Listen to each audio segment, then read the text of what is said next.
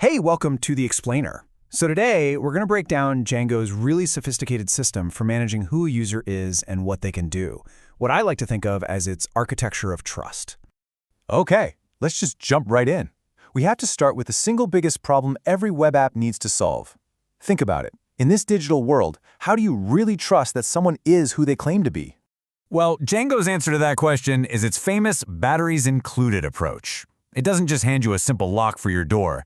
No, it gives you a complete, multi-layered security system, all wired up and ready to go straight out of the box. And this system isn't just one thing. It's more like a well-oiled machine with a bunch of interconnected parts. At the very heart of it, you've got the user model. That's the digital record of a person's identity. Then you have permissions and groups, which are basically the rule book for what that user is allowed to do.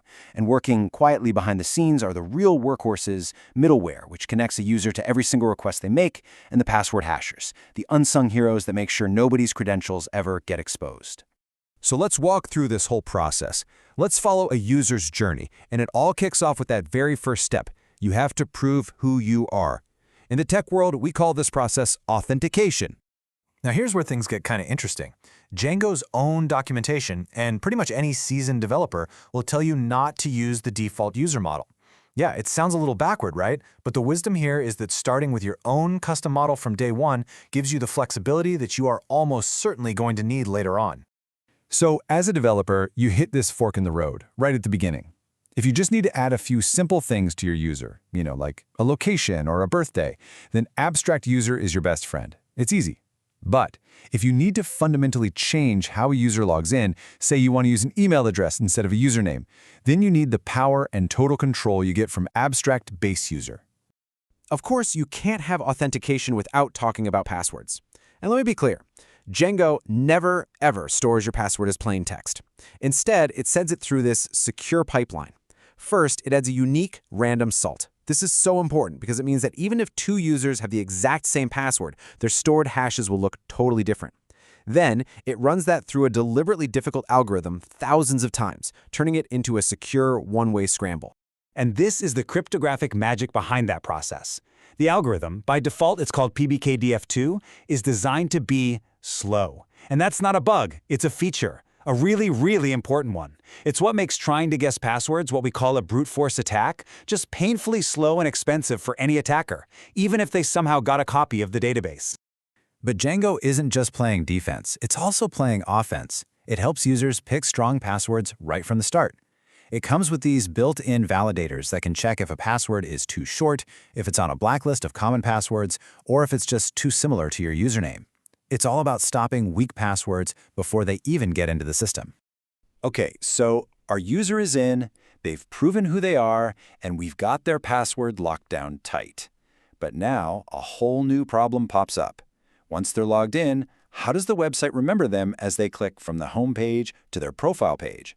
This is a massive challenge because the fundamental protocol that powers the web, HTTP, is stateless. Seriously, it has the memory of a goldfish. Every time you load a new page, it's a completely blank slate. The server has no memory of who you were just a millisecond ago. So how does Django solve this? How does it create this illusion of a persistent state, this feeling of being logged in when the technology underneath has total amnesia? The answer lies in this brilliant tag team called middleware. Think of it like getting a wristband at a concert. The session middleware is the person at the gate who gives you that unique wristband. In this case, it's a signed cookie stored in your browser.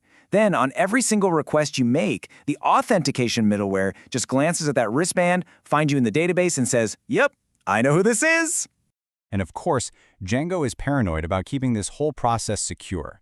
For example, it rotates your session ID every time you log in.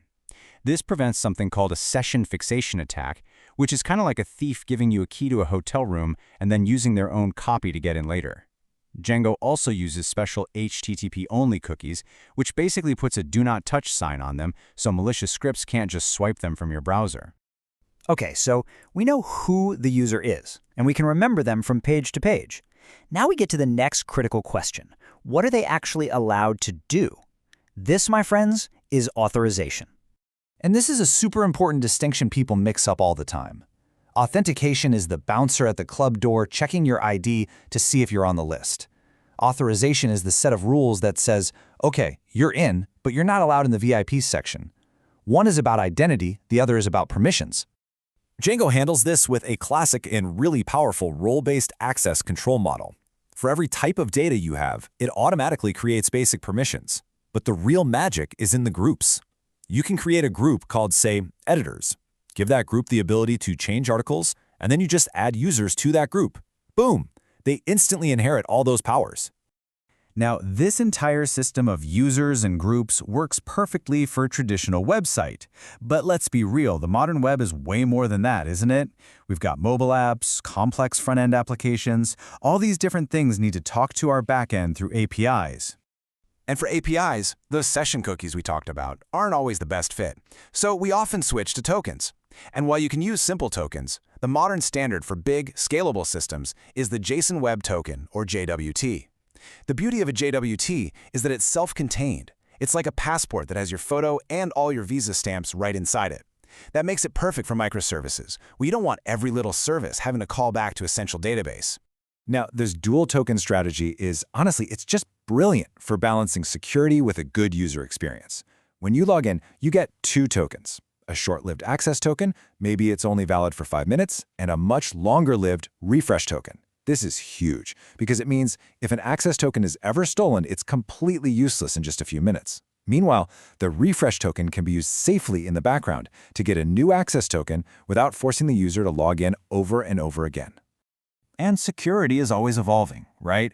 The future is clearly moving toward multi-factor authentication and even going completely passwordless with new tech like passkeys.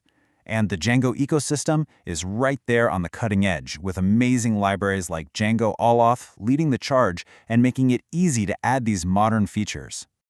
You know, this quote really just nails the entire philosophy of Django. Secure by default means it gives you a fortress right out of the box. But pluggable by design means it also gives you all the tools you need to knock down walls and build new towers wherever you want. It's that balance of safety and flexibility that makes it so powerful. And that leaves us with a final thought to chew on. For decades, the simple password has been the absolute cornerstone of our digital identity. As that starts to fade away, as we move into a world of biometrics and passkeys, what will our fundamental approach to building this architecture of trust need to look like to keep up?